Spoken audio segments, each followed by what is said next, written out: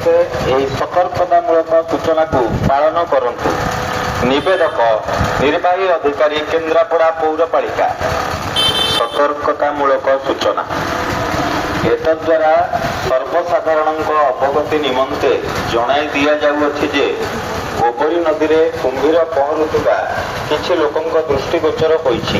ତେଣୁ ସମସ୍ତ ଜନସାଧାରଣଙ୍କୁ ସତର୍କ ଓ ସଚେତନ ରହିବା ସହିତ ନଦୀ କୂଳକୁ ନ ଯିବା ଏବଂ ନଦୀରେ ପ୍ରବେଶ ନ କରିବା ପାଇଁ ଅନୁରୋଧ କରାଯାଉଛି। ନିଜ ସୁରକ୍ଷା ଓ ପରିବାରର ସୁରକ୍ଷା ପାଇଁ ସମସ୍ତେ ଏହି ସତର୍କତାମୂଳକ ସୂଚନାକୁ ପାଳନ କରନ୍ତୁ।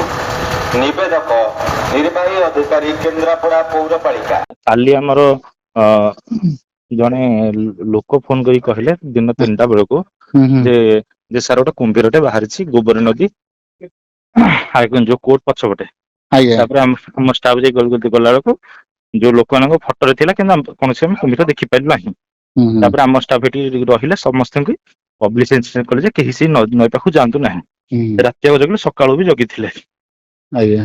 ତାପରେ ନ ମିଳିଲା ତା ପାଣି ବଢୁଛି କମୁଛି ଏମିତି ହଉଛି ଏଠି ବର୍ତ୍ତମାନ।